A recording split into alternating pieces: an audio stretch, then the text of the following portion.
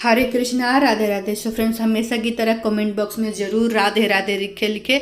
और so friends, Chaitra मास की पूर्णिमा आने वाली है जो कि 12 तारीख को शनिवार को है। और ये बहुत ही विशेष पूर्णिमा है। एक तो ये पहली पूर्णिमा है साल की, और हिंदू नववर्ष की हमारी जो डेट होती है न्यू कैलेंडर के हिसाब से इन हमारा नववर्ष कहा जाता है। तो हम सब लोग जानते हैं कि पूर्णिमा के दिन हमारा श्री हरि विष्णु जी के विग्रह का जो भी लड्डू गोपाल हैं, आपके घर पे जो भी विग्रह हैं, उनकी हम विशेष पूजा करते हैं। तो देखिए, मेरे लड्डू गोपाल सो के उठ गए हैं। तो मैं उनको क्योंकि मेरे लड्डू गोपाल भी सभी के लड्डू गोपाल श्री हरि विष्णु जी के अवतार, उनके स्वरूप माने जाते हैं। और इनको खास खास जो तिथियां होती है उनको अति प्रिय होती है। तो ये देखिए, हमें पूर्णिमा के दिन भी तुलसी नहीं तोड़नी है। तो उस दिन हनुमान जयंती, जो कि हनुमान जयंती पड़ रहा है, तो उस दिन हमें मंजरी वाला हनुमान जी को भोग लगाने होते हैं। अगर मंजरी वाला हो तुलसी दलपत्र, तो मंजरी वाला आप उनको भोग लगाएं। और अपने लड्डू गोपाल, अगर लड्डू गोपाल का विग्रह आपके घर में है तो उनको आप अच्छे से स्नान कराएं, केसर युक्त दूध से स्नान कराएं, या फिर आपके घर में दक्षिणावर्ती जो शंख आते हैं वाइट कलर के, आप उससे भी स्नान करा सकते हैं। ये मैंने चंदन लिया है, गोपी चंदन, अष्टगंध चंदन, जो भी आपके पास हो उससे आप अपने लड्डू गोपाल को स्नान करें। क्योंकि गर्मियों का मौसम आ गया है, तो हमें अपने लड्डू गोपाल को इसी तरह सेवा करनी है। क्योंकि हमें चंदन से हमारे लड्डू गोपाल को शीतलता प्रदान होती है। तो इसलिए हमें लड्डू गोपाल को चंदन से स्नान कराएंगे। फिर उनको अच्छे से, उनको जैसे आपके पास जो भी पुष्प है, आप पुष्पों में लड्डू गोपाल को स्नान करें। और हम अपने लड्डू गोपाल को बहुत ही प्रेम भाव से स्नान कराएंगे। और आपके पास अगर वाइट कलर के लड्डू गोपाल का कपड़ा हो, पोशाक हो, तो पूर्णिमा के दिन हमें अपने बाल गोपाल कान्हा जी को वाइट कलर के पोशाक पहनानी चाहिए। या फिर सफ़ेद रंग में जो भी आपके पास मिलता जुलता रंग हो, उस पर आप अपने लड्डू गोपाल को बहुत ही अच्छे से श्रृंगार करें। और हो सके तो उस दिन अपने लड्डू गोपाल को खीर का भोग लगाए, अगर नहीं तो सफ़ेद मिठाइयों का भोग लगाए। सफ़ेद मिठाइयों में जैसे बताशे आ गए, मिश्री आ गई, दूध से बनी कोई भी मिठाई अपने लड्डू गोपाल को आप भोग लगा सकते हैं। और अब जैसे मान लीजिए कि जिस दिन अगर हनुमान जयंती, हमारा 12 अप्रैल को हमारा हनुमान जयंती पड़ रहा है, और बहुत ही विशेष दिन पड़ रहा है, क्योंकि हमारे श्री रामचंद्र जी के भक्त श्री हनुमान जी का उस दिन जन्मोत्सव है। तो इसलिए अगर हो सके तो उस दिन पूर्णिमा है। और कहा जाता है कि जो पूर्णिमा है, कुछ खास तिथियों के हिसाब से पूर्णिमा आती हैं। जैसे कार्तिक पूर्णिमा होगी, माघ पूर्णिमा हो गया, वैसे ही हमारा ये वैशाख पूर्णिमा भी बहुत विशेष महत्व रखता है। वैशाख पूर्णिमा पे भी स्नान दान करने का विशेष महत्व माना जाता है। अगर हो सके तो आप अपने किसी पास में गंगा स्नान कराएं, नहीं तो आप अपने घर पे भी थोड़ा सा गंगा जल अपने नहाने के पानी में, पूरा घर को आप गंगा जल से छिड़काव कर सकते हैं नहाने के पानी में। और आपके घर में लड्डू गोपाल का विग्रह हो तो उसमें भी आप उनके स्नान में थोड़ा सा गंगा जल मिला के उनको स्नान करा सकते हैं।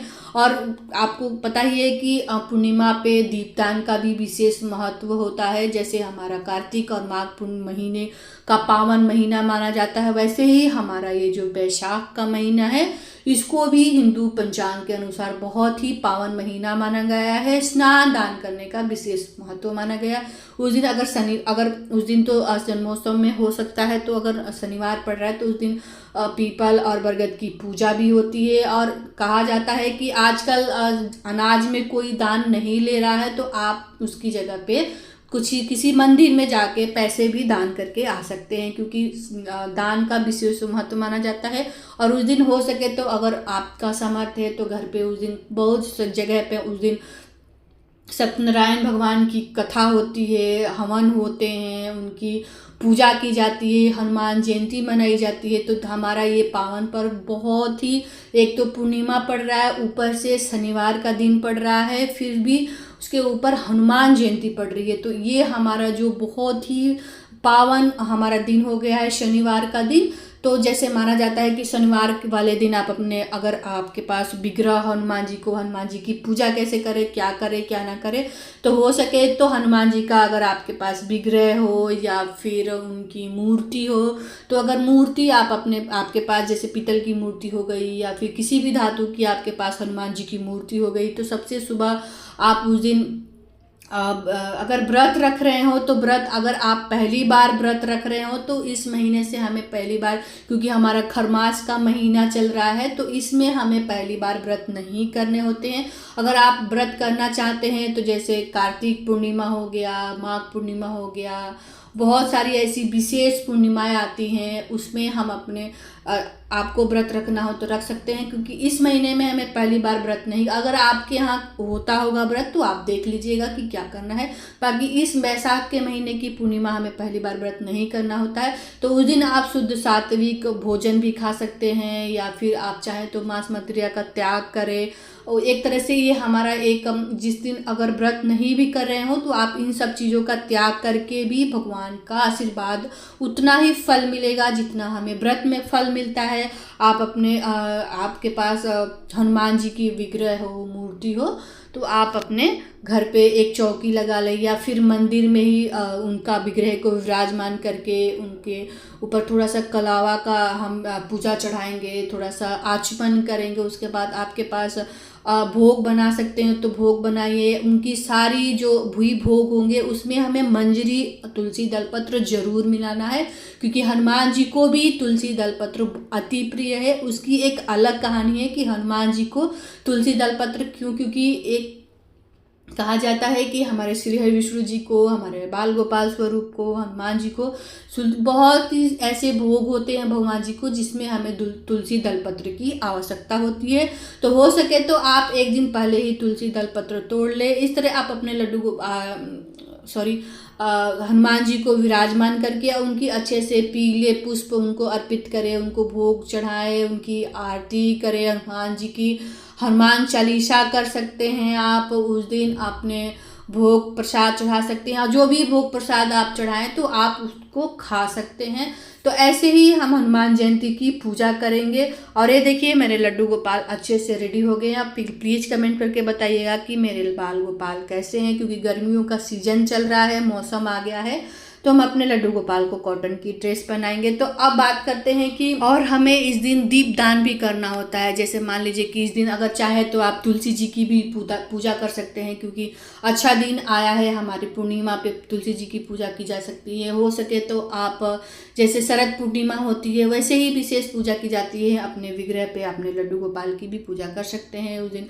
आप भी चाहें तो अपने घर पे खीर पूड़ी जरूर बनाना चाहिए। कहा जाता है कि पूर्णिमा पे खीर बनाने से घर में ग्रह क्लेश खत्म होते हैं और धन धान की कमी कभी नहीं होती है। तो हो सके तो अपने घर पे खीर बनाए या सफ़ेद मिठाइयों का भगवान जी को, जो भी आपके घर में भगवान जी हो, उनका भोग लगाए। चंद्रदेव को आप शाम को अर्घ दे सकते हैं। जब चांद निकल आते हैं तो आप उनको मिठाई से, धूप से, दीप से उनकी चंद्रमा भगवान की पूजा भी कर सकते हैं। और उस दिन शाम को दीपदान, जैसे 5 दीपदान, जैसे माघ पूर्णिमा पे हमें दीपदान करने होते हैं, कार्तिक पूर्णिमा पे हम शाम को दीपदान करते हैं, वैसे ही आप अपने लड्डू को आप अपने घर पे दीपदान कर सकते हैं। अगर कहीं मंदिरों में जा सके तो मंदिरों में भी दीपदान कर सकते हैं, नहीं तो आप अपने घर के मंदिर के पास ही 5 दीपदान करने का आप व्यवस्था कर लें, क्योंकि दीपदान पूर्णिमा पे दीपदान का विशेष महत्व माना जाता है। और ये रहे मेरे लड्डू गोपाल को मैं इसी तरह पूजा करती हूँ। सुबह की हमारी मॉर्निंग पूजा है, तो इस तरह हम जो हमारा ये चैत्र पूर्णिमा है इस तरह पूजा करेंगे उस दिन। और इस तरह हम अपने हनुमान, जैसे मान लीजिए कि हनुमान जी का इस दिन जन्म हुआ था आज के दिन, तो आप इस दिन को हनुमान जन्मोत्सव के नाम से भी जान सकते हैं। और आपके घर के आसपास कहीं नदी हो तो नदियों में जल में अगर दीपदान कर सके, हो सके तो आप जल में भी दीपदान करें। और इस दिन अपने घर को अच्छे से साफ़ सुथरा करके, अगर हो सके तो घर में इत्र छिड़क दे, क्योंकि पावन महीना है, इस दिन पूर्णिमा होती है तो सुगंधों का का महीना है और पूर्णिमा का महीना है, इस तरह हमारा शीतलता प्रदान करती है। तो इस तरह हम अपने घर पे हनुमान जयंती ऐसे ही मनाएंगे। और हनुमान जयंती की बहुत ही सरल पूजा विधि मैंने आपको बता दी है। उस दिन क्या क्या करना है, क्या नहीं करना है। और पूर्णिमा के दिन हमें काले वस्त्र नहीं पहनने चाहिए। और जो कि हमारा खरमास का महीना चल रहा है, इसमें हमें कोई भी नए कार्य नहीं करने चाहिए, कोई भी नया व्रत हमें नहीं उठाने चाहिए। और 14 मार्च से हमारा खरमास उतर जाएगा, तो कोई भी नया कार्य कर सकते हैं। तो आशा करती हूँ कि मेरी दी हुई जानकारी आपको अच्छी लगी होगी। तो वीडियो को लाइक और चैनल को सब्सक्राइब करिएगा और कमेंट में राधे राधे जरूर लिखिएगा। राधे राधे।